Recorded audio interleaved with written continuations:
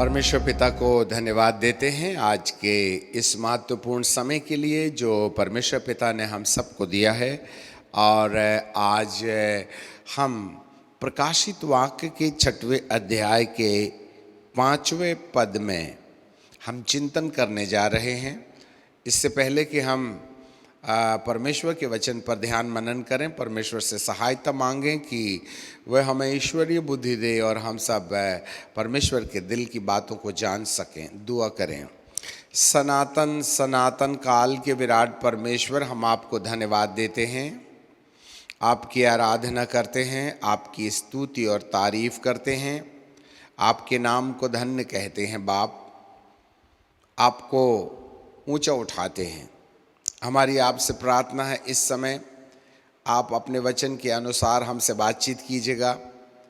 जैसे दानियल के 11वें अध्याय में आपने प्रकाशन दिया और वह स्वर्गदूत आकर के दानियल को समझाने लगा, कुछ इसी तरीके से प्रभु आज इस संसार को आपके वचन समझा दीजिएगा। ऐसी कृपा कीजिएगा कि वे आपके दिल की बातों को जानें, पहचानें और समझें। पिता, हमारी आपसे प्रार्थना है आप अपने वस्त्र के घेर में हमें छुपाए रखिएगा और अपनी कृपा में रखिएगा। आपके दास की बुद्धि को पूर्ण रीति से अपने नियंत्रण में ले लीजिए। न बल से, न बुद्धि से, न ज्ञान से, वरन आपकी आत्मा के द्वारा हर वचन न पितुल्य शब्दों के साथ प्रकट होने पाए। ऐसी आप कृपा और दया कर लीजिएगा, यीशु नासरी के नाम से, आमीन। हम प्रकाशित वाक्य के 6वें अध्याय में आ पहुँचे हैं। प्रभु यीशु मसीह के द्वारा, उस बद्ध किए हुए मेमने के द्वारा, पिता परमेश्वर के हाथ में वह स्क्रोल जो दोनों तरफ लिखा हुआ था, जिस पर 7 मोहर लगा करके उसको मोहरित किया गया था। जब ये किताब बद्ध किए हुए मेमने ने ले लिया तो पहली मोहर तोड़े जाने के बाद एक श्वेत घोड़े का और उस पर सवार और उसके सिर में एक राजमुकुट और वह जय प्राप्त करने की मनसा से निकला कि और भी जय प्राप्त करे। एक ऐसे समय काल को प्रकट करता है जो 3.5 साल के लिए निर्धारित किया गया और उसके तुरंत बाद इस शासन के द्वारा शासक और शासक के ऊपर प्रभुता करने वाली दुरात्माएं संपूर्ण संसार में एक ऐसे राज्य की स्थापना जिसमें एक ही व्यक्ति का शासन होगा, उसका दर्शन यहाँ प्रभु स्पष्ट रीति से बताते हैं। और वह एक काल अर्थात 3.5 साल तक जय प्राप्त करने में सफलता प्राप्त कर भी लेगा, पर और भी जय प्राप्त करने की बातें वहाँ लिखी हैं। और भी जय प्राप्त करने के समय उसकी मनसा के साथ परमेश्वर कौन सा व्यवहार करेगा, ये हम बाद में देखेंगे। अब 3.5 साल के काल के बाद में एक दूसरा और काल शुरू होता है, बचे हुए शेष 3.5 साल और जो 7 साल की महाक्लेश काल की जो सच्चाई है, जिसमें एक सप्ताह की बातें उस पाप के पुरुष के लिए ठहराई गई थी।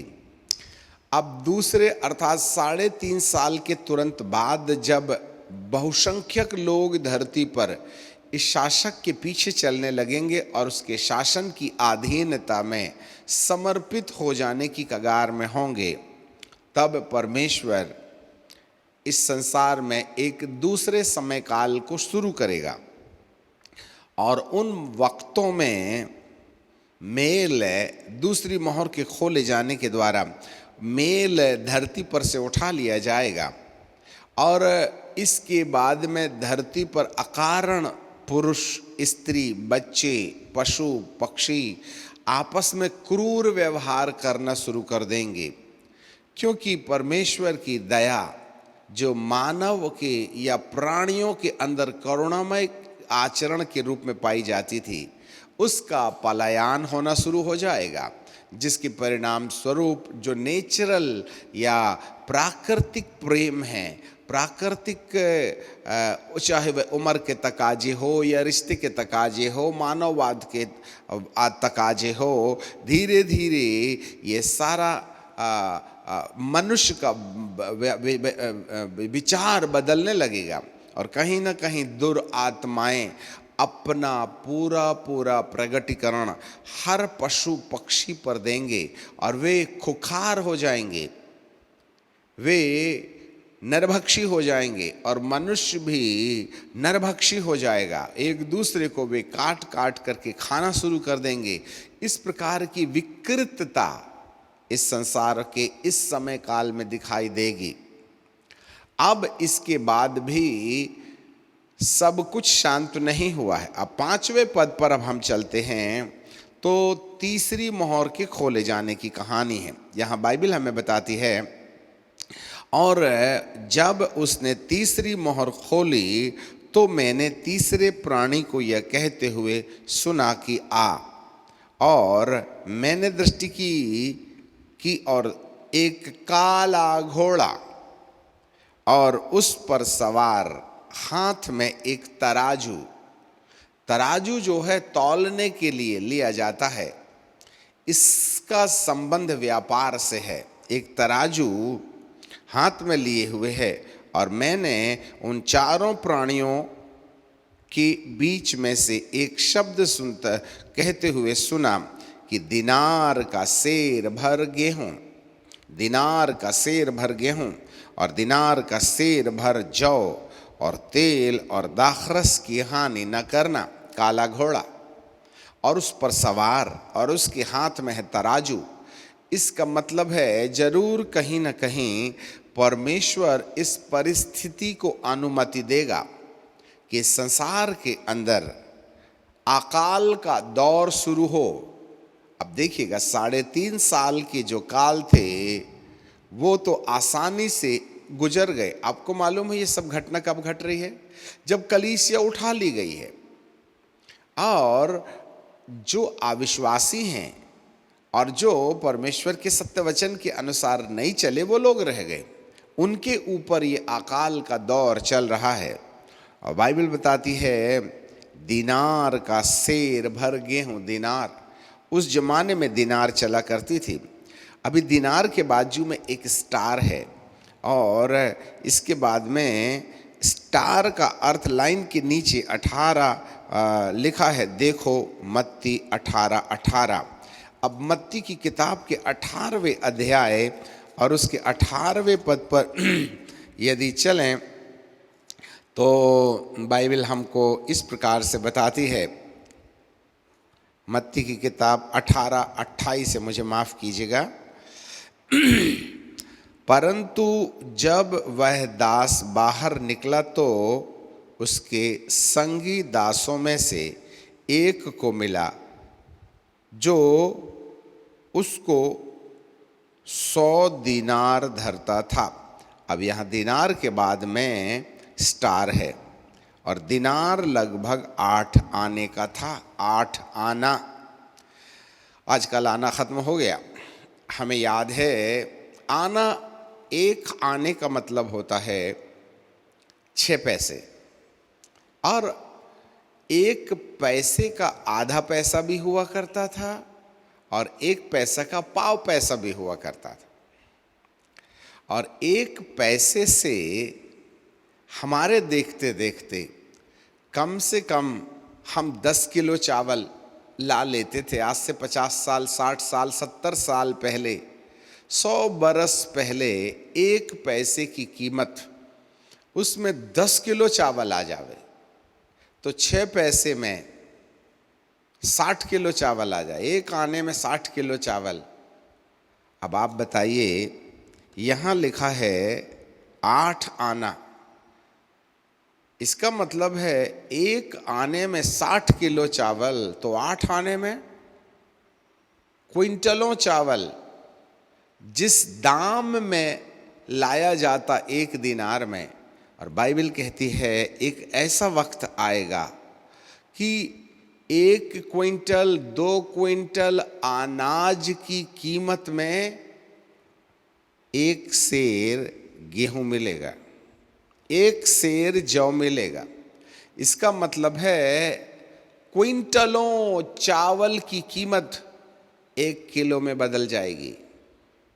क्विंटलों चावल जौ की कीमत 1 किलो में बदल जाएगी। इतना भयानक अकाल यहाँ बाइबल हमें बताती है।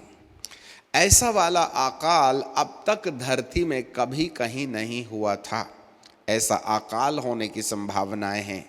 कई अकाल हैं जिसके बारे में आज थोड़ा सा हम चर्चा करेंगे, परंतु जो अकाल कलीसिया के उठाए जाने के बाद 7 साल के महाक्लेश काल के 3.5 साल के पश्चात जब लोग हत्याएं कर रहे होंगे, उसी बीच जो अकाल पड़ेगा वो अकाल इतना भयानक होगा कि धरती के बसाए जाने से लेकर ना अब तक कभी पड़ा था और ना भविष्य। अब तो भविष्य होगा ही नहीं तो बात ही खत्म कर दीजिएगा। भविष्य में कभी ऐसा अकाल होगा, इतना भयानक अकाल की संभावनाएं यहाँ नजर आती हैं। और तेल और जौ की, तेल की और दाखरस की तो हानि करना ही नहीं। मतलब तेल का तो दर्शन ही खत्म हो जाएगा। आप तो जो कुछ भी 4 क्विंटल गेहूं की, 4 क्विंटल चावल की कीमत से 1 किलो, 1 सेर तुमने जो चावल लाया है ना, उसको मात्र उबाल करके खाइएगा। तेल से भूंजने की बात मत कीजिएगा और दाखरस की तो बात ही मत कीजिएगा। जब जमीन में कुछ होगा ही नहीं तो दाख कहाँ से होगी, और दाख नहीं होगा तो दाखरस कहाँ से होगा। ऐसे भयानक अकाल की चर्चा। अब हमारे सामने एक प्रश्न है, ये अकाल की पद्धति धरती पर क्यों अपनाई जाती है? यदि आप धरती की शुरुआत से लेकर अलग अलग समयों में अकाल की सच्चाई समझिए, तो इस अकाल के पीछे परमेश्वर करना क्या चाहता है यह स्पष्ट हमको समझ में आ जाएगा। अब जरा देखें, हम पूर्व काल में जहाँ जहाँ अकाल हुए हैं, किन कारणों से हुआ और उसके नतीजे क्या हुए, उस पर चिंतन करके फिर हम इस अकाल के पीछे जो परमेश्वर की योजना है या परमेश्वर चाहते क्या हैं, उसको हम समझने का प्रयास करेंगे। अब हम आपके लिए पढ़ना चाहते हैं उत्पत्ति की किताब और उसका 12वां अध्याय और उसके 10वें पद से। उत्पत्ति की किताब और उसका 12वां अध्याय और उसका 10 पद। और उस देश में अकाल पड़ा और अब्राम मिस्र देश को गया कि वहाँ परदेशी रहे, क्योंकि देश में भयानक अकाल पड़ा था।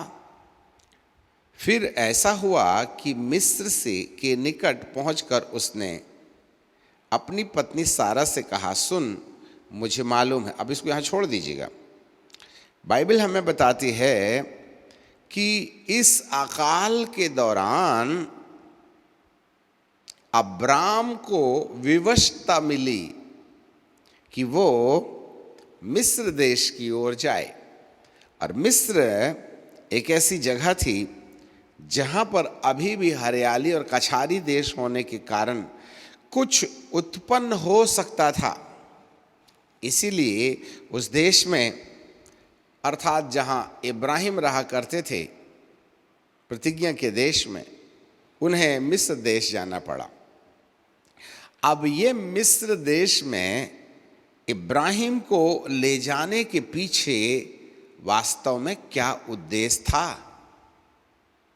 क्यों मिस्र देश में परमेश्वर ने अब्राम को ले गया?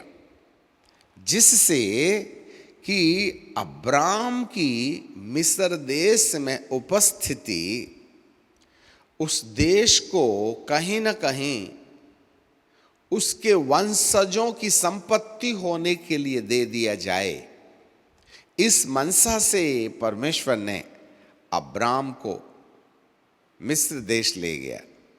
कहीं अकाल इसलिए तो नहीं कि अब्राम मिस्र देश में जाए और वहाँ उसके चरण उसका वहाँ रहना, या मिस्र का नमक खाना, या मिस्र का भोजन खाना अब्राम की संतानों को मिस्र देश की विरासत अब्राम की संतानों को दे देने का कारण तो नहीं बन जाता है।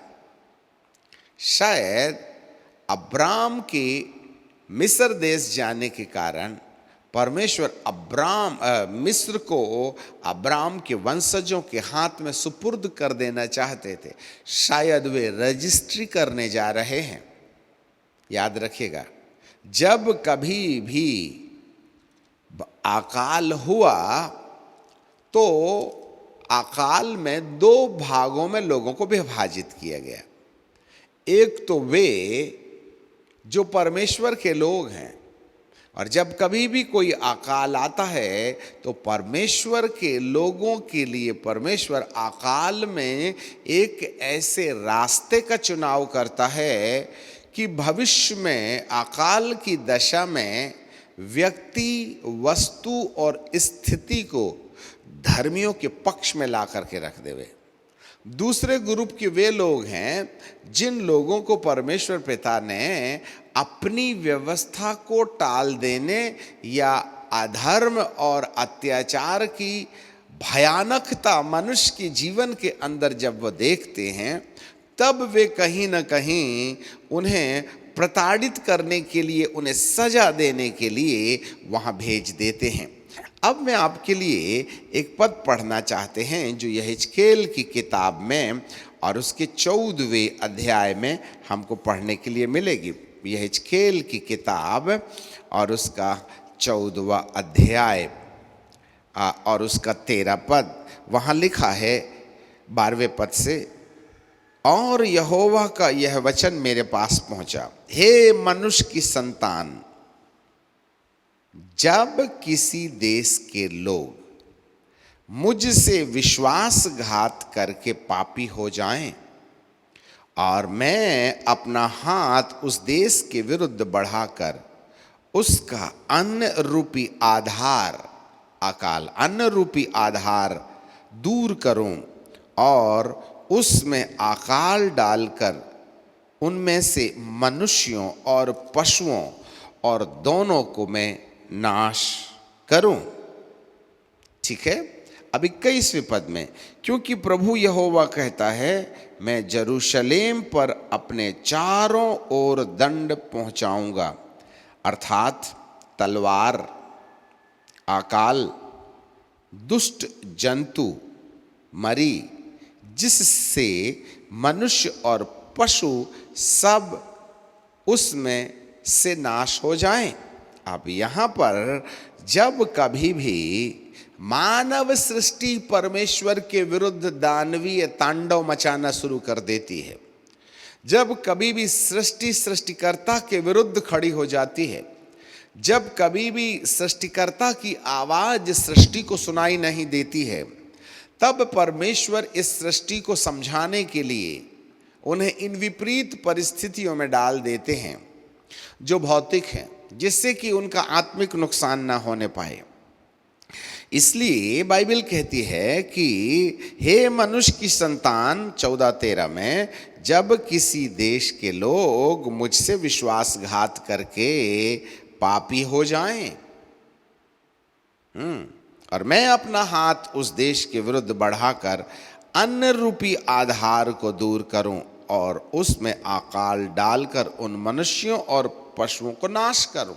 इसका मतलब है विनाश या मरी या महामारी या अकाल उस समय आता है जब सृष्टि के अंदर अराजकता चरम सीमा पार कर जाती है, जब पाप और अधर्म और अत्याचार चरम सीमा पर से चरम सीमा से आगे बढ़ जाता है।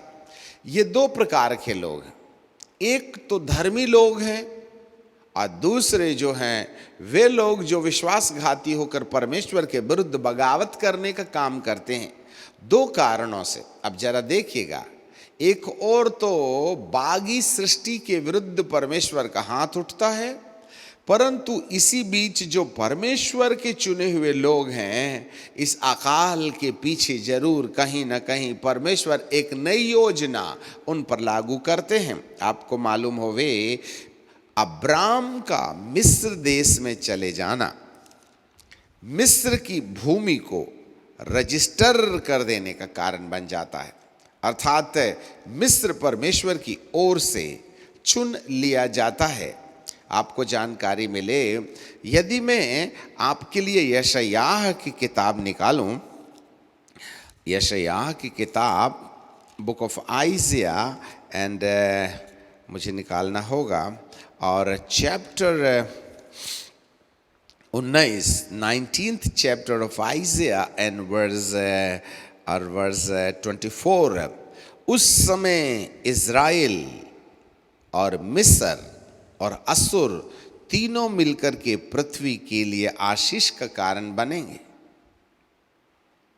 क्योंकि सेनाओं का यहोवा उन तीनों को यह कहकर आशीष देगा कि हे मेरी प्रजा इज़राइल, आज भी मेरी प्रजा मिस्र और मेरा राजा असुर और मेरा निज भाग इज़राइल। मिस्र, असुर और इज़राइल। मिस्र, असुर, पलिस्तीन और इज़राइल, अर्थात यहूदी और इज़राइली जाति। अब जरा देखिएगा, परमेश्वर ने अकाल की दशा में अब्राम को मिस्र देश ले गया। धर्मी का किसी देश में प्रवेश उस देश के ऊपर कल्याण का संदेश है, याद रखिएगा। इसलिए अब्राहम को कहा, जिसको तू आशीष देगा उसको मैं आशीष दूंगा। तेरे द्वारा परिस्थितियां में कल्याण आएगा, तेरे द्वारा वस्तुओं में कल्याण आएगा, उद्धार आएगा, छुटकारा आएगा। सो इब्राहिम का अकाल में मिस्र देश जाना मिस्र के लिए चुनाव का कारण बन गया, याद रखिएगा। यही कारण है कि परमेश्वर की दृष्टि में धर्मी जन अकाल की दशा में मिस्र देश का अनाज खाते हैं ना, तो परमेश्वर उस भूमि को धन्य बना देता है। अब थोड़ा विस्तार पर हम आपको एक और बात बताना चाहते हैं। ये प्रतिज्ञा, ये आशीष या मिस्र की रजिस्ट्री परमेश्वर की विरासत होने के लिए अब्राम के द्वारा चुन ली गई। अब जरा देखिएगा, जब यीशु मसीह का जन्म हुआ तो हेरोदेस यीशु बालक को मार डालना चाहते थे, और परमेश्वर के दूत ने यूसुफ को दर्शन में देकर के कहा कि तू अपने पुत्र को लेकर के मिस्र को भाग जा। अब जानकारी मिले कि यीशु पैदा होने के तुरंत बाद मिस्र में चले गए और अगले हेरोदेस के मरने तक उन्होंने वहीं अपना जीवन यापन किया।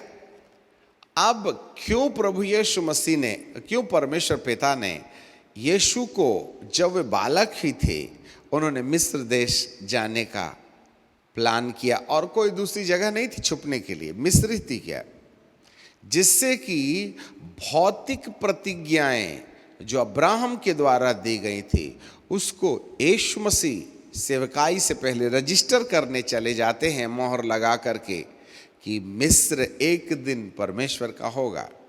परंतु उन समयों के बाद से अब तक मिस्र के ऊपर कहीं भी परमेश्वर की दया दिखाई नहीं दी, क्योंकि जिस स्थान को परमेश्वर ने रजिस्टर कर दिया है वो स्थान जो है कहीं ना कहीं दुष्ट की नज़र में चला जाता है। आपको जानकारी मिले, और उन समयों के बाद में अंधकार की शक्ति का दानवीय तांडव जो मिस्र देश के ऊपर में आया, आज भी कहीं ना कहीं अंधकार की शक्तियों का वह गढ़ बना हुआ है। इवन दो यीशु मसीह के आने के बाद भी ये दुष्टता मिस्र देश के ऊपर में कायम रहेगी, पर जब जैसे ही यीशु मसीह अपनी कलीसिया को उठाकर ऊपर ले जा चुके होंगे।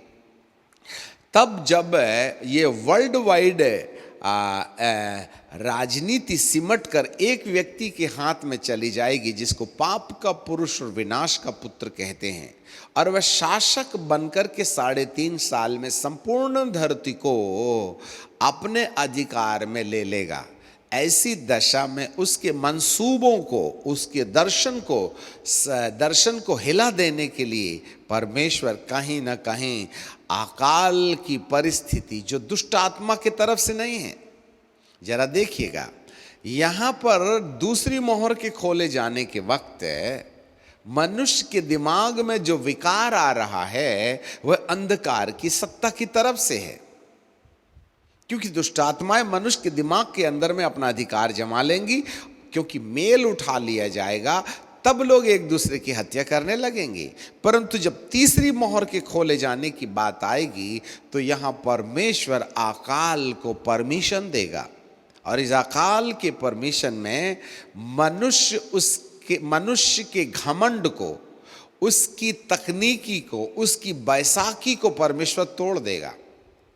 और उसका उद्देश्य ही एक होगा कि मनुष्य अपने आपे को खो डाले, अर्थात जिस पर वो यकीन करता है, जिस पर वो भरोसा करता है। दूसरी ओर से कहा जाए, अकाल वो तंत्र है जिससे कि मनुष्य के घमंड को, मनुष्य के मैवाद को तोड़ करके वह चूर चूर करके अधीन रहने की मनसा दे डाले। भूख में इंसान हर प्रकार का समर्पण रोटी के लिए कर सकता है। यही अकाल का दूसरा कारण है। आपको जानकारी मिले, अभी तक मिस्र में परमेश्वर की दया दिखाई नहीं दी। छुटपुट जिन लोगों ने प्रभु जी को पाया वे पाए, परंतु बाकी सब नामधारी हो गए।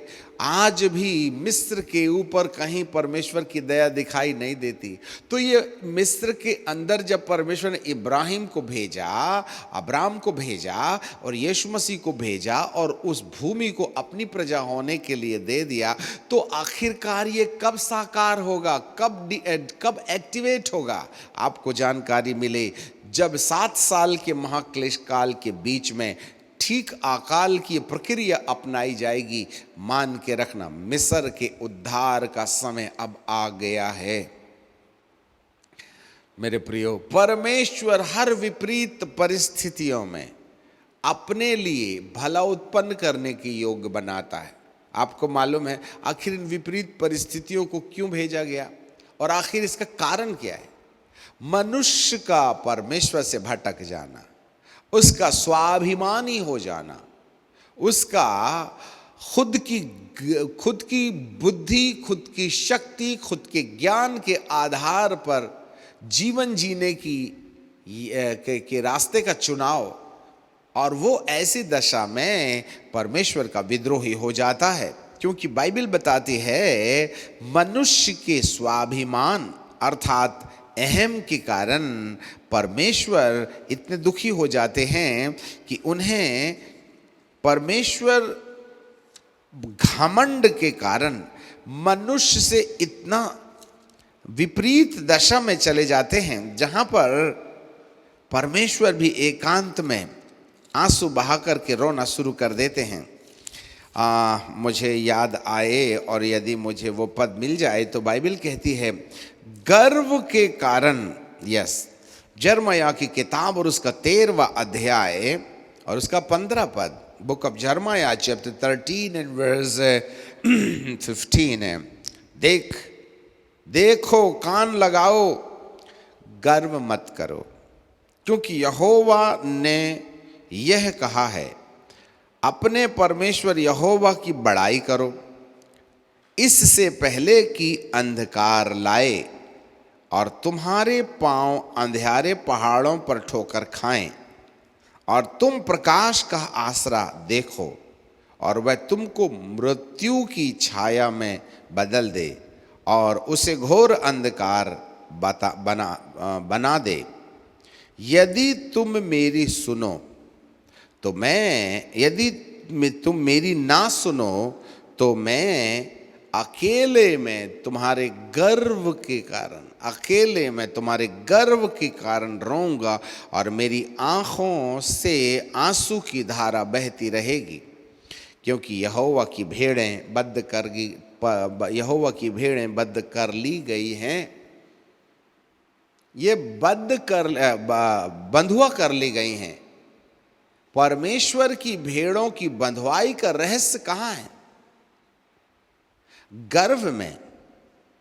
और अकाल गर्भ को तोड़ने का कारण है। उड़ाऊ पुत्र ने जब अपने पिता की संपत्ति लेकर जब चला गया, तो जब तक संपत्ति उसके पास थी, उसके इर्द गिर्द बहुत से मित्रगण थे, और वह अपने स्वाभिमान में, पैसे की गर्मी में, ना तो वह अपने पिता को जिसने जन्म दिया है और ना स्वर्ग के परमेश्वर को वो याद कर रहा है। वो तो अपनी मनमानी कर रहा है, शराब पी रहा है, हर प्रकार के अधर्म धन के कारण से मनुष्य के जीवन के अंदर पाए गए थे। आपको जानकारी मिले, जब सब कुछ खत्म हो गया तो मित्र भी एक के बाद एक छोड़ करके चले गए।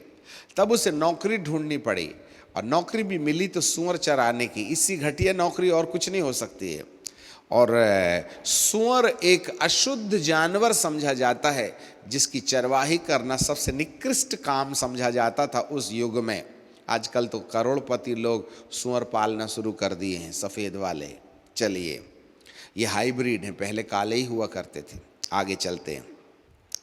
कहने का मतलब ये हो गया कि जब उसके पास में खाने की कंगाली आ गई, देखो रोटी बड़ी ज़रूरतमंद चीज़ है, उसकी बहुतायत इंसान को घमंडी बना देती है, और रोटी का समाप्त हो जाना इंसान के अहम को तोड़ देता है। जब उसको खाने के लाले पड़े, पराठा खाने वाला बटर ब्रेड के साथ सूअरों की फल्ली जब खाने लगा ना, तब उसका दिमाग सेंटर में आ गया, जब अपने आपे में आ गया। बाइबल बताती है, तब उसने अपने आपे में आने के बाद कहा, मैं अपने घर लौट जाऊंगा। यदि मैं उड़ाऊ पुत्र से पूछूं, जब पैसा था तब लौटने का मन नहीं हुआ? नहीं बोले, उस समय तो हम अंधे हो गए थे, भोग लगाने लगे थे। आपको जानकारी मिले, जब संसार को सुविधाएं दे दी जाएं, जब संसार के पास में पैसा आ जाता है, जब संसार के पास तकनीकी आ जाती है, सब संसार के पास में उपलब्धियां आ जाती हैं, तब वह अभिमानी और अभिमानी और अभिमानी होते रहता है। इसलिए धनी लोगों के उद्धार के बारे में प्रभु जी ने एक बात कहा था, सुई के छेद से ऊंट का निकल जाना आसान है, परंतु धनी का परमेश्वर के राज्य में प्रवेश करना बहुत कठिन है। क्योंकि उपलब्धियां, वस्तुएं, ज्ञान, इज्जत, मान, मर्यादा इंसान को वहां पहुंचा देती हैं जहां वह अपना आपा खो बैठता है। और यही सबसे बुरी जगह है जहां वह परमेश्वर को बिसर देता है और परमेश्वर को छोड़ देता है और ईश्वरत्वता के विरुद्ध खड़े हो जाता है। इसलिए जितने ज्ञानी और धनी और शक्तिशाली और उपलब्धिपूर्ण लोग हैं, वे ही हैं जो परमेश्वर के विरुद्ध बकझक करने का काम करते हैं। नम्र और दीन और गरीब लोगों के पास ये हिमाकत नहीं है कि वे परमेश्वर के कामों का विद्रोह करें। यही कारण है यीशु मसीह को गरीबों का मसीहा कहा जाता है। धनवानों को प्रभु बार बार ललकारते रहें। और यदि आज की तारीख में देखें तो इस युग में आज रैप्चरेशन के पहले धरती इतनी धनी हो गई है, धरती इतनी ज्ञानी हो गई है, धरती इतनी तकनीकीवादी हो गई है, धरती के पास में इतनी सुविधाएं हैं। पहले पैदल चला करते थे, एक साल में जहां पहुंचना था हमको 1 घंटे में पहुंचने के लिए लगता है। आदमी तो धरती छोड़ करके चंद्रमा में बंगला बनाने चला। हम तो कांच के तैरते हुए बंगलों को जो 16 किलोमीटर आसमान से, जमीन से ऊपर है, वहां दुनिया बसाने की बात कर रहे हैं। कई तो चंद्रमा में प्लॉट खरीदना शुरू कर दिए। अभी चंद्रमा को तो आपने ठीक ठाक नहीं किया, मंगल ग्रह जाने की बात करते। आदमी का दिमाग अब दिमाग नहीं रह गया है। ऐसे पागलों को पागल खाने में भी भर्ती नहीं किया जा सकता। मेरा मतलब ये नहीं है कि हम ज्ञान होकर के मूर्खता कर रहे हैं, परंतु उस ज्ञान से भी क्या फायदा जो हमको सृष्टिकर्ता के प्रति अंधा बना दे। यदि सृष्टि की औकात सृष्टिकर्ता को भुलाने के लिए आ गई तो उसका ज्ञान कूड़ा है, उसकी उपलब्धियां कूड़ी हैं।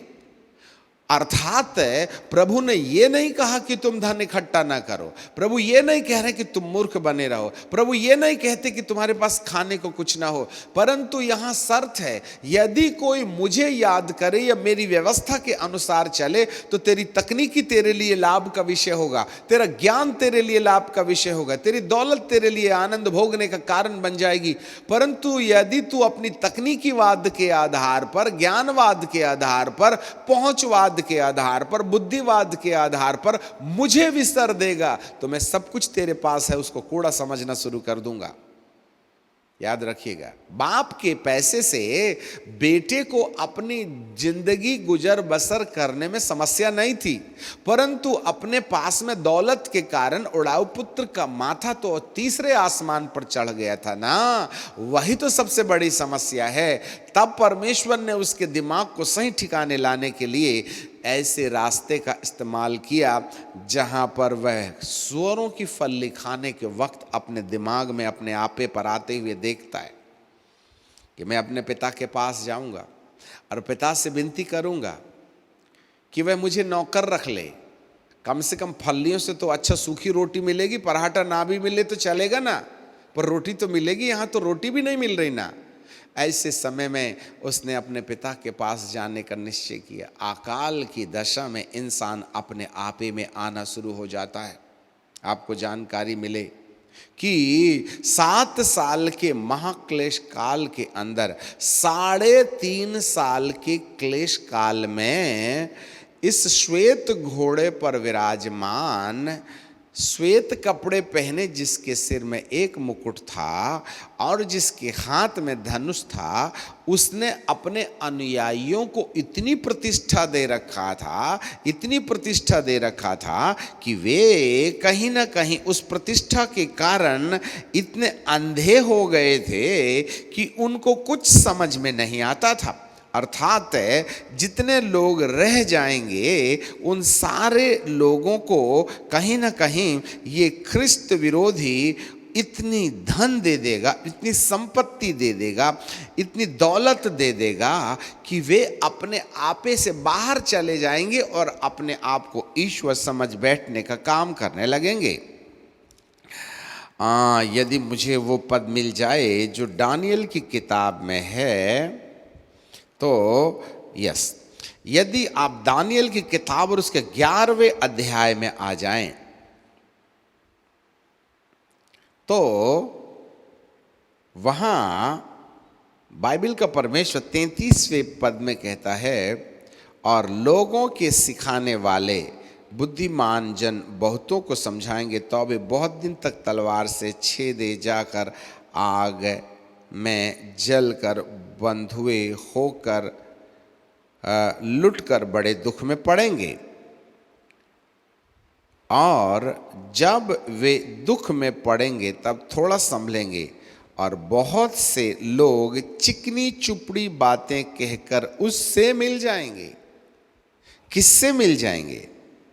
उस दुष्ट से मिल जाएंगे, ख्रिस्त विरोधी तंत्र के लिए समर्पित हो जाएंगे। और जब कभी कोई उस तंत्र के लिए अर्थात ख्रिस्त विरोधी तंत्र के लिए समर्पित हो जाएगा तो बाइबल का परमेश्वर हमें बताते हैं कि ऐसे लोगों को वो प्रतिष्ठा देगा जो उसके पद चिन्हों को अनुसरित करने के लिए उसके पीछे चलना शुरू कर देंगे। इससे ऐसे पता चलता है कि ये दुष्ट शासक जो जो उसके बहुमत में आ जाएगा, जो जो उसके पक्ष में आ जाएगा, वह उसको प्रतिष्ठा देगा। मैं वो पद निकाल नहीं पा रहा हूं, उसको वो प्रतिष्ठा देगा, और उस प्रतिष्ठा में ये इतने अंधे हो जाएंगे कि अभिमान और स्वाभिमान इतनी चरम सीमा में आ जाएगा। आपको जानकारी मिले 7 साल के महाक्लेश काल के प्रथम 3.5 साल में जो लोग रह जाएंगे, इस श्वेत घोड़े पर बैठे व्यक्ति उनको इतनी प्रतिष्ठा दे देगा, इतना धन दे देगा और इतनी हाई क्वालिटी की तकनीकी आ जाएगी जो दुष्टता से समाविष्ट होगी। उस युग में मनुष्य का मन इतना स्वाभिमानी हो जाएगा जितना आज नहीं है। इन 3.5 साल के कालों में हर मनुष्य के अंदर घमंड जो है चरम सीमा से उठ करके बाहर ऊपर होकर के चली जाएगी। ये दुष्टता का कारण है और यही एक सबसे बड़ी बात है जिसके कारण से परमेश्वर रोता है और उस घमंड को तोड़ने के लिए कहीं ना कहीं अकाल एक रास्ता होगा।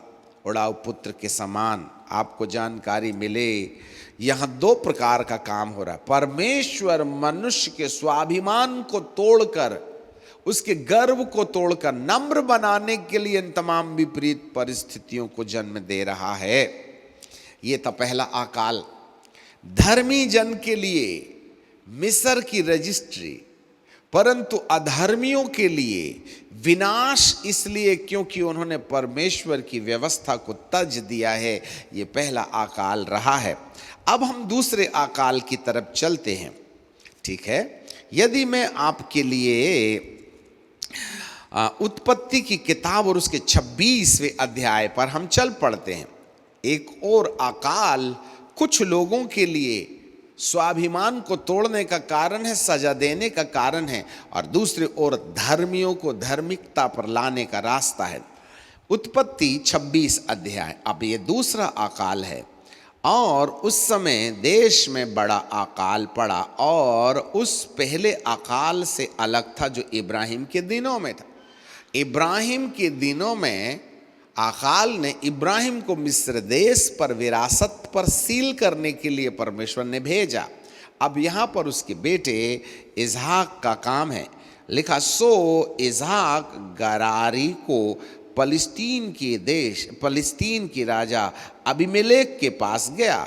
वहाँ यहोवा ने उसको दर्शन दे करके कहा, मिस्र को मत जा, क्योंकि तेरे पापा ने ऑलरेडी वहाँ रजिस्ट्री करवा के आ गया है। अब मैं दूसरे देश की रजिस्ट्री तेरे द्वारा करना चाहता हूँ। तू इसी देश में रहे, अर्थात फलिस्तीनी देश में रहे। इस फलिस्तीन को प्रभु किस तरीके से अपनी संपत्ति होने के लिए बोलता है। हाँ, यही असुरी लोग हैं, हे मिस्र और हे असुर। यिर्मयाह के 19वें अध्याय में आपने देखा, हे मिस्र और हे असुर।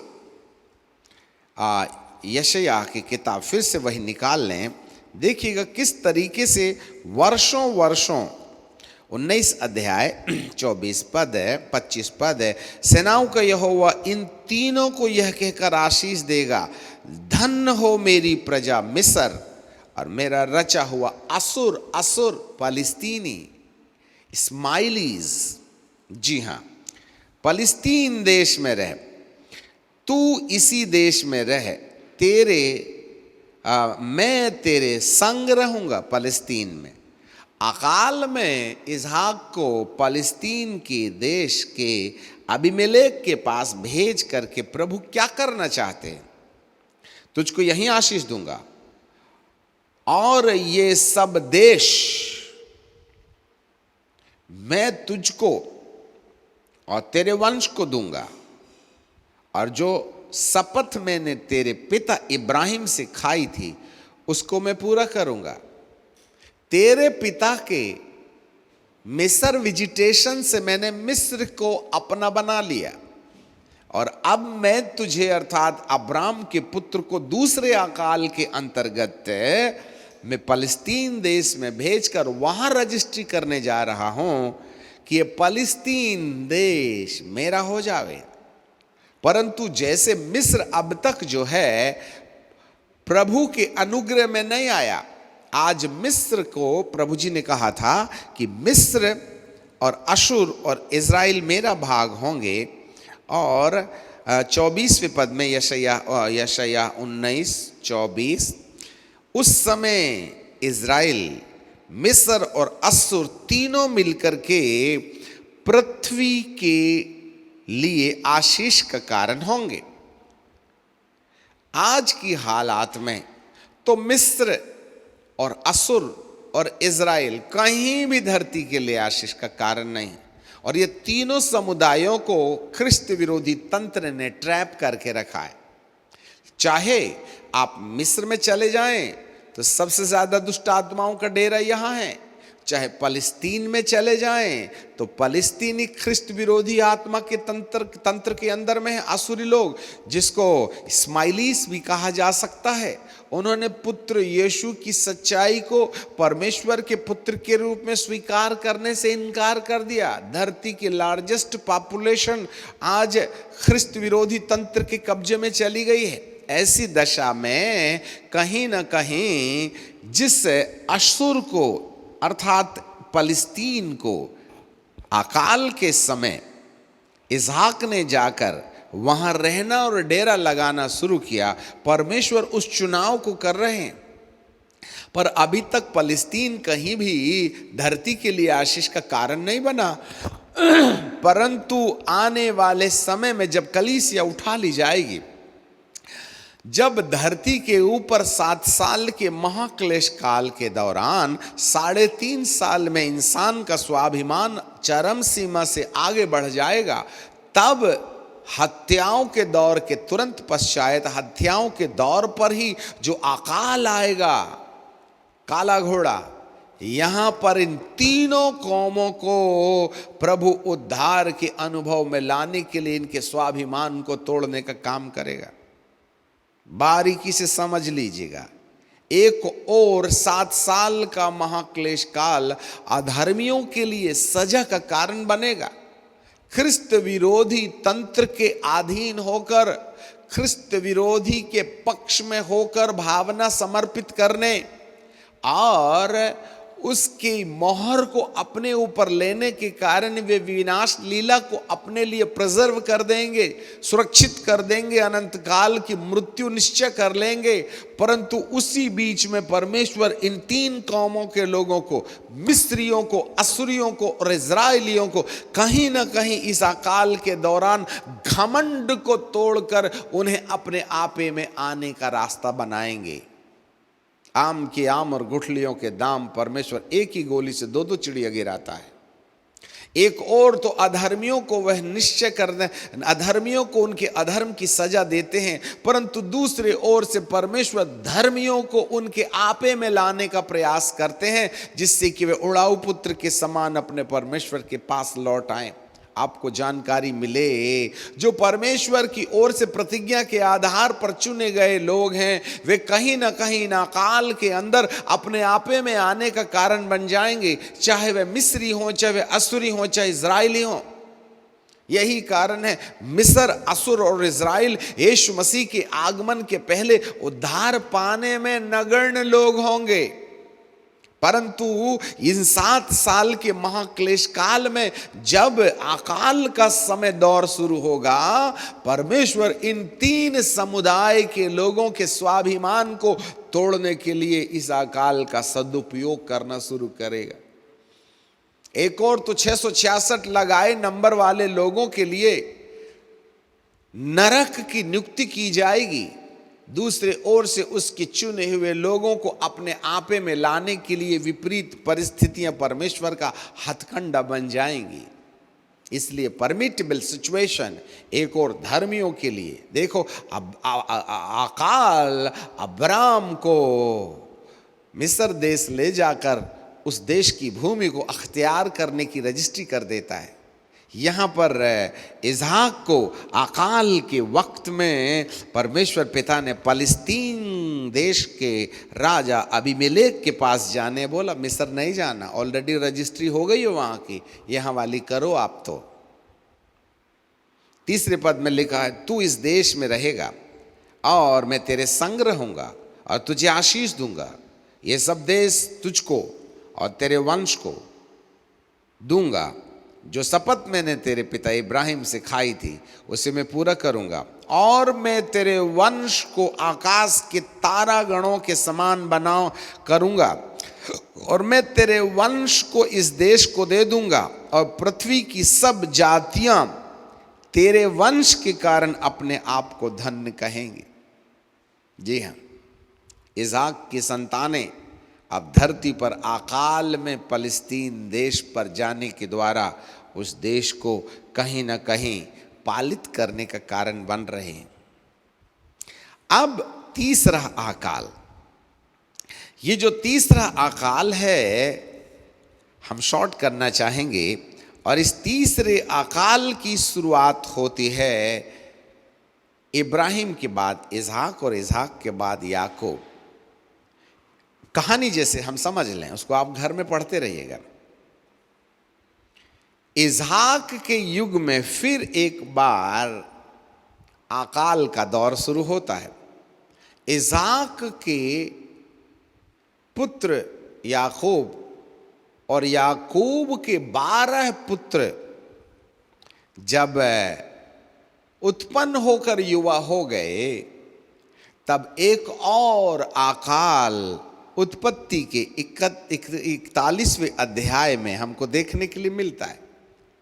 इससे पहले कि अकाल आए, याकूब के 12 पुत्रों में से एक पुत्र को परमेश्वर ने मिस्र में ले जाकर एडवांस में अपने 12 भाइयों के लालन पालन के लिए मिस्र का प्रधान बना के रख दिया, और उसने फिरौन ने एक दर्शन देखा।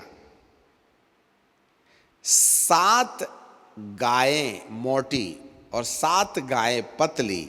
मोटी गायों ने खा गया पतली को, तो पतली की पतली, मोटी गायों को पतली ने खा लिया और वे पतली की पतली रह गई। 7 पूले, बाइबल का परमेश्वर कहता है 7 वर्ष की बहुतायत की उपज और 7 वर्ष का अकाल, और इस अकाल के दौरान यूसुफ ऑलरेडी मिस्र में है।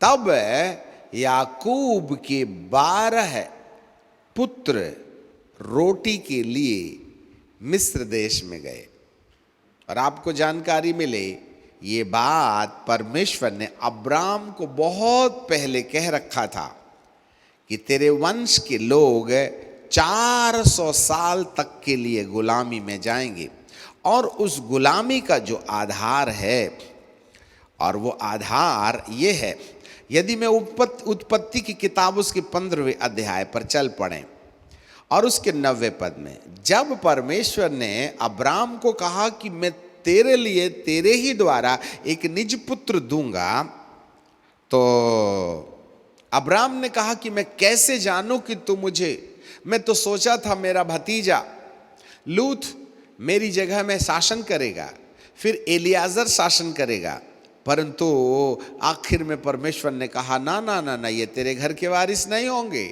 तेरे लिए एक पुत्र उत्पन्न होगा। आकाश के सितारे देख ले, समुद्र की बालुओं गिन ले, तू क्या गिन सकता है, इतनी संतान मैं तुझको दूंगा। तब अब्राम ने कहा मैं कैसे जानूं।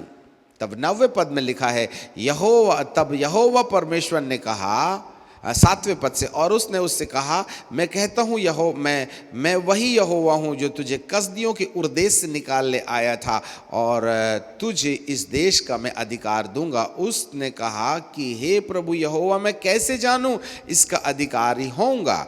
यहोवा ने उससे कहा मेरे लिए 3 वर्ष की एक कलोर, 3 वर्ष की एक बकरी और 3 वर्ष का एक मेंढा और पंडुकी और कबूतर का एक बच्चा ले ले। आपको मालूम होवे कलोर का सीधा संबंध मिस्र देश से है, और बकरी का संबंध फलस्तीन देश से इस्माइलियों से है, हाजिरा की संतानों से है, और 3 वर्ष का मेंढा इजराइलियों से है, 12 गोत्रों से जुड़ा हुआ है, और पंडुकी और कबूतर जो ना मिस्री हैं, ना जो असुरी हैं और ना इजराइली हैं, वरन शेष वे सारे लोग जो यीशु मसीह को स्वीकार करके अन्य जाति, गैर यहूदी, गैर इस्माइली, गैर इजराइली, उन लोगों ने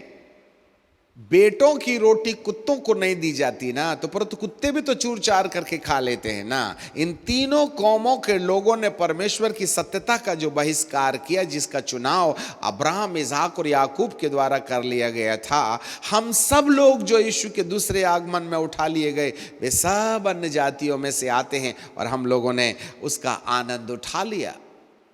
जी हाँ, जब अपनों के पास में गया था पर अपनों ने उसको इनकार कर दिया, तब वह अन्य जातियों की ओर मुड़ा, मिस्रियों की ओर नहीं, असुरियों की ओर नहीं, इजराइलियों की ओर नहीं। उन लोगों ने तो डिनाय कर दिया। तब हम जितने भी लोग धरती पर ईसा मसीह की मानने वाले हैं, वो सब पंडुकी और कबूतर के अंतर्गत इब्राहिम की आशीष के वारिसदार ठहरे।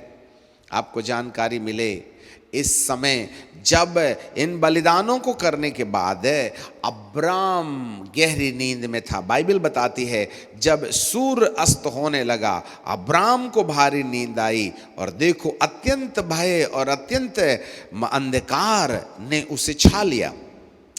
तब यहोवा ने अब्राहम से कहा, निश्चय जान रख, तेरे वंश, इब्राहिम के बाद इसहाक और इसहाक के बाद याकूब, याकूब के 12 गोत्र, तेरे वंश पराए देश में परदेशी होकर रहेंगे, उस देश के लोगों के दास हो जाएंगे और वे 400 साल तक दुख देते रहेंगे।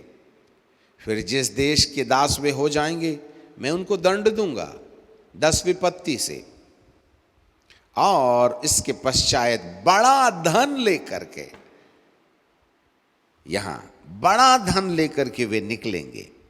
आपको जानकारी मिले, याकूब के पुत्र यूसुफ को परमेश्वर पिता ने एडवांस में मिस्र देश में ले जाकर रख दिया, और तब संपूर्ण धरती के अंदर जो भयानक अकाल आया, जो उत्पत्ति के 41वें अध्याय में है, उसको पढ़ करके हम अपना समय की कमी के कारण हम उसको पूरा न कर पाएंगे। 7 साल के उस भयानक अकाल में यूसुफ अपने पिता याकूब के 12 पुत्रों के लिए रोटी का इंतजाम करते हैं। गए तो थे अकाल के चक्कर में, पर हो गए गुलाम 400 साल के लिए, परंतु वायदे के हिसाब से 30 और बढ़ गए।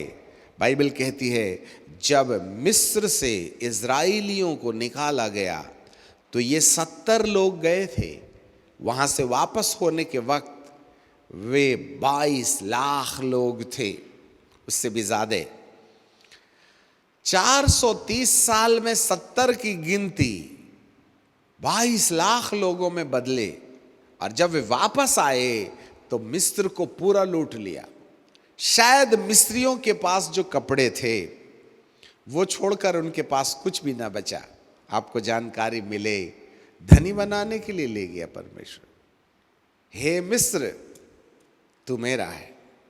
इजरायली लोग जरूर मिस्र से निकल के बाहर आ गए, परंतु नंगा करने के बाद भी मिस्र के ऊपर परमेश्वर की दया है। आपको जानकारी मिले, इस 7 साल के महाक्लेश काल में वही मिस्र जहां इब्राहिम गए थे, वही मिस्र जहां याकूब के 12 गोत्र के लोग 430 साल तक अकाल में थे, उनको रोटी की समस्या थी। शुरुआत में रोटी थी, आखिरी में भी रोटी थी। शुरुआत में वे रोटी के लिए गए थे, और आपको जानकारी मिले जब निकालने का वक्त आया तब इस्राएलियों के ऊपर अनाज की विपत्ति थी। उन्हें बहुत परिश्रम करना पड़ता था, तब जाके उनको आधा पेट खाने को मिलता था। आपको जानकारी मिले, और एक ही दिन में परमेश्वर पिता ने मिस्र से इजरायलियों को निकाल करके करोड़पति बना दिया। आपको जानकारी मिले कहीं ना कहीं अकाल है, एक और तो सजा का कारण बन जाता है, एक और तो अकाल मनुष्य को अपने आपे में ले आने का रास्ता बन जाता है, दूसरे ओर अकाल के तुरंत बाद अपने आपे में आए हुए लोगों के लिए प्रतिज्ञा के पूरे होने का रास्ता बन जाता है। ऐसा जरूर लगता है कि 7 साल के महाक्लेश काल में जो विपरीत परिस्थितियां धरती को विनाश के खड्डे पर डाल देंगी, परंतु इन विपरीत परिस्थितियों में भी परमेश्वर अपने चुने हुए लोगों को, मिस्र को, असुर को और इज़राइल को अपनी प्रजा होने के लिए, और धरती के हर कुल के लोग, हे मिस्र, हे असुर और हे इज़राइल, तेरे द्वारा धरती के हर कुल के लोग आशीष पाएंगे। शायद इसकी शुरुआत यहीं से होगी।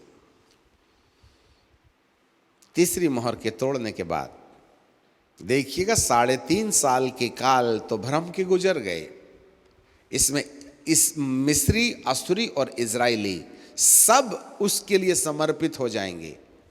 पर उनमें से वे लोग जिन लोगों ने इस श्वेत घोड़े पर शासक की मोहर अपने हाथ और माथे पर नहीं लिए, वो तो बच जाएंगे। पर जल्दबाजी में जिन लोगों ने इस श्वेत घोड़े पर विराजमान शासक की अधीनता में पूरी भावना समर्पित करके उसका चिन्ह अपने ऊपर में ले लिया, तो फिर विपत्तियां बर्बादी का कारण बनेंगी। और जिन लोगों ने उसकी मोहर नहीं ली है, यदि वे बचे और अकाल में यदि वे होश में आ जाएंगे, अकाल के दौरान उनका स्वाभिमान यदि टूट गया और वे अपने आपे में आ गए और अपने घर लौटने की मनसा यदि रखने लगे, तो मान के रखना कि उनका उद्धार होगा। और यदि उन लोगों ने मानने से इनकार कर दिया, चाहे वे मिस्री हों या असुरी हों या इजरायली हों, एक बार मार्क ले लिया, एक बार चिन्ह उन्होंने ढिठाई के द्वारा ले लिया, तो उनके भी रास्ते बंद हैं। ऐसे समय में वहाँ भी अर्थात 7 साल के महाक्लेश काल में भी बहुसंख्यक लोगों को इन्हें अकाल के वक्त में प्रभु अपने पास लाने की योजना में ये तीसरी मोहर तोड़ रहे हैं।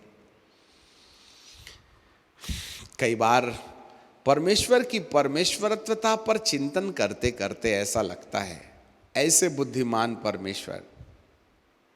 आपको जानकारी मिले इससे पहले कि हम आज इस संदेश को अगले एपिसोड के लिए छोड़ दें, फिर से हमको वही करना पड़ेगा। यीशु के आने और कलीसिया के उठाए जाने के 7 साल के बीच में जो कुछ भी हो रहा है, उस पूरी घटना को निकाल के बाहर कीजिएगा और इसको यीशु मसीह के आगमन के पहले पंडुकी और फंडकुल, जो हम सब लोग यीशु के दूसरे आगमन में उठाए जाने के लिए चुनाव में आए हैं, उनके बीच में पैच कर दीजिएगा। तो काले घोड़े पर सवार हाथ में तराजू लिए हुए है 2018 के बाद से, जब से हमारे देश में, भारत की हम बात करें, हमारे देश में जब से कैशलेस इकोनॉमी को हाईलाइट करने के लिए नोटबंदी का कार्यक्रम शुरू किया गया, उस समय के बाद से हमारे देश की आर्थिक हालातों के बारे में आपका क्या विचार है? आज हमारे देश में धन के मामले में, बैंक के मामले में, व्यापार के मामले में क्या विचार है? कहाँ है गरीबों के पास पैसा? बीते दिनों में तो हमारे पैसे को निकालने के लिए यदि हम लाइन में लगे तो डंडे खाना पड़ता था। आज धीरे धीरे हालातें, नोटबंदी के बाद में, डिमोनेटाइजेशन के बाद में धरती पर जो कुछ भी हुआ भारत में, अब कोरोना वायरस के बाद में जो कुछ भी आज हमारे देश में हुआ, हमें अपने देश की चिंता करनी है। आज मजदूरों के पास नौकरी नहीं है, 2 महीने से लोगों के लिए खाने को नहीं है।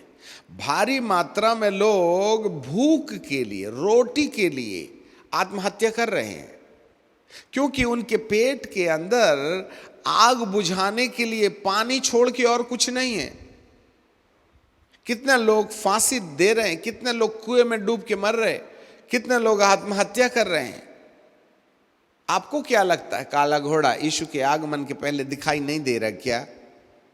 आज बैंक की हालात देखिए, कितने ढेर सारे बैंक सीज हो गए हैं। आज हमारा पैसा यदि बैंक में होगा बिना, तो हमें अधिकार नहीं है, यह निर्धारण सरकार करेगी कि कितना निकालना है और कितने बार निकालना है। अब आप मनमानी नहीं कर सकते, कमाया तो बहुत है पर खा भी तो नहीं सकते ना मेरे प्रियो। कहीं ना कहीं आज की हालात में काले घोड़े का स्पष्ट दर्शन दिखाई दे रहा है। शायद हम सोचते थे ये भारत की इकोनॉमी है, परंतु 2 महीने से लेकर जनवरी और फरवरी और मार्च और अप्रैल के अंतर्गत सारे विश्व की इकोनॉमी ऐसे डाउन हो गई है जिसके बारे में कहा नहीं जा सकता। आज लोगों के पास में सिर्फ खाने का दर्शन है, बाकी बिजनेस और कुछ नहीं है। ट्रेनें बंद, हवाई जहाज बंद, दुकानें बंद, मॉल बंद, चर्च बंद। आज चर्च गरीब हो गया, आज मॉस्क गरीब हो गया, आज सुपरमार्केट बंद हो गए, आज रेसल कार गरीब हो गई, बैंक के पास में पैसा नहीं है। आपको क्या लगता है, काला घोड़ा दिखाई नहीं दे रहा क्या? जब आज के हाल ये हैं तो 7 साल के महाक्लेश काल में काला घोड़ा जब सफेद हाथ में तराजू लेके चलेगा तब कैसा होगा। इसलिए बार बार हम एक बात कह रहे हैं, 6वें अध्याय के बाद जो भी घटनाएं हो रही हैं वे 7 साल के महाक्लेश काल में कलीसिया के उठाए जाने के बाद होंगी। परंतु उस हिस्ट्री को उठा करके यीशु मसीह के आगमन के पहले यदि जोड़ दिया जाए तो वह सारी घटनाएं आज दिखाई दे रही हैं। श्वेत घोड़े पर झूठे शासकों का इंतजाम धरती पर होते चला जा रहा है। धर्म धर्म युद्ध हो रहा है, एक धर्म दूसरे धर्म के विरुद्ध, एक जाति दूसरे जाति के विरुद्ध शासन के लिए लड़ रही है। दूसरी ओर से यदि आज हम अकाल की ओर देखें तो आज कोरोना वायरस ने हमारे साथ जो मजाक कर गया, जिसके बारे में कहा नहीं जा सकता है। लोग डरे हुए हैं, सहमे हुए हैं, लोगों के पास पैसा नहीं है, याजक भूखे हैं। खैर वे भूखे नहीं हैं, परंतु कम से कम जेब तो गर्म नहीं है। फिर भी धर्मी लोगों को खाना तो जरूर मिल रहा है, परंतु ऐश और आराम की जिंदगी छिन सी गई है। आपको क्या लगता है, चाहे धर्मी हो चाहे अधर्मी हो, अभी आपको ऐसा लगता है गरीबों के ऊपर में विपत्तियां आ रही हैं, वे आत्महत्या कर रहे हैं और रईस लोग तो एयर कंडीशन में सो रहे हैं, परंतु परमेश्वर की आंखों को कोई मोतिया बिंद नहीं हो गया है। यदि आज गरीबों का इंस्टॉलमेंट में कर्जा अदा करने का काम हो रहा है तो वो समय भी दूर नहीं जब करोड़पतियों को खुदा आसमान की बादशाहियत से नीचे गिराएगा। ये अनजस्टिस नहीं होगा। यदि आज अकाल गरीबों के लिए है तो दूसरे इंस्टॉलमेंट में धनियों के ऊपर में जो विपत्ति आने वाली है, जिसको अगले चैप्टर में हम देखने के लिए जाएंगे।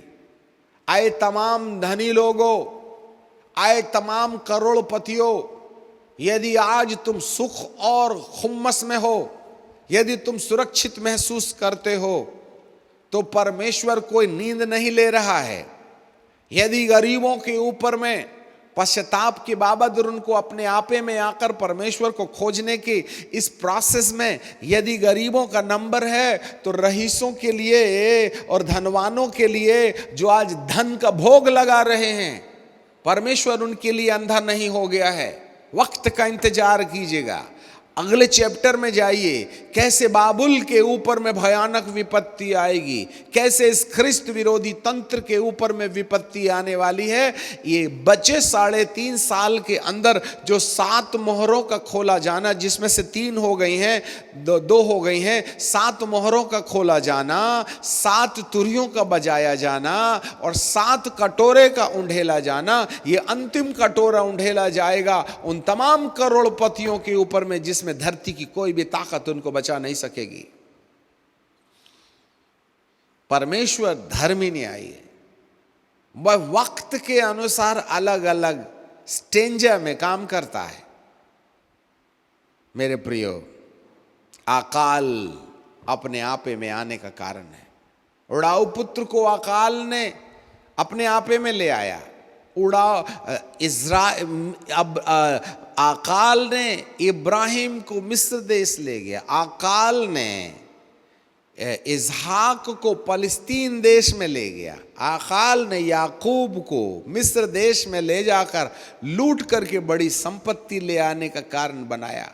आपको जानकारी मिले, इन 7 साल की महाक्लेश कालों में भारी विपत्ति के बीच में लोगों के मन को परमेश्वर स्वाभिमान से हटाकर उन्हें परमेश्वर की खोज में लगाएगा।